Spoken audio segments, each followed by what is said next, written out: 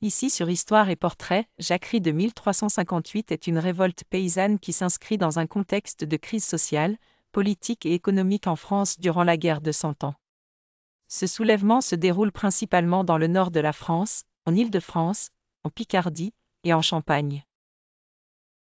Contexte historique: au milieu du XIVe siècle, la France est en pleine guerre contre l'Angleterre, qui a commencé en 1337 avec le début de la guerre de Cent Ans.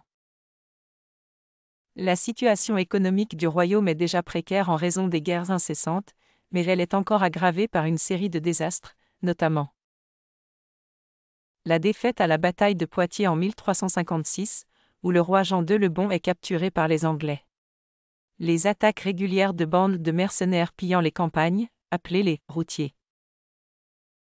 La peste noire qui a ravagé l'Europe à partir de 1347, réduisant dramatiquement la population et affaiblissant l'économie agricole. Une fiscalité de plus en plus lourde imposée par les nobles et la monarchie pour financer les guerres. Ces facteurs poussent la population paysanne, déjà écrasée par les impôts et le travail pour leurs seigneurs, à bout. Déclenchement de la révolte. La révolte commence au printemps 1358, après une série de tensions grandissantes entre les paysans et la noblesse. Les paysans sont particulièrement exaspérés par les chevauchées, des raids militaires destructeurs, les pillages des seigneurs et des bandes armées. Leurs souffrances sont également exacerbées par les taxes excessives, l'incapacité de la noblesse à les protéger, et la famine qui sévit dans certaines régions. Le déclencheur précis de la jacquerie semble avoir été une attaque contre des paysans par des soldats nobles dans le village de Saint-Leu-d'Esserand, près de Paris. En réponse, les paysans de la région s'organisent, sous la direction de Guillaume Calle, se révoltent contre leur seigneur. Ils brûlent des châteaux, tuent des nobles, et pillent les biens de l'aristocratie.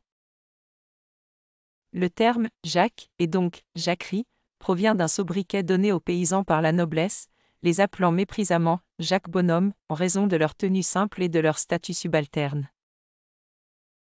La révolte s'étend. La rébellion prend rapidement de l'ampleur, se propageant dans les régions environnantes.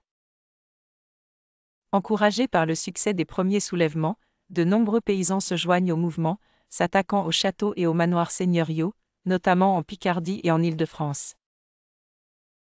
La jacquerie devient alors un mouvement plus large et plus violent, avec des pillages, des incendies et des exécutions brutales de nobles. Les paysans révoltés n'avaient cependant ni organisation militaire solide ni armement sophistiqué, ce qui les rend vulnérables aux représailles. Leur chef, Guillaume Calle, tente de structurer la révolte et de négocier avec les nobles pour obtenir des concessions. La répression. La noblesse réagit rapidement pour écraser la rébellion. Une armée de nobles, dirigée par le comte de Clermont et aidée par le roi de Navarre, Charles le Mauvais, affronte les paysans révoltés lors d'une bataille décisive près de Mello.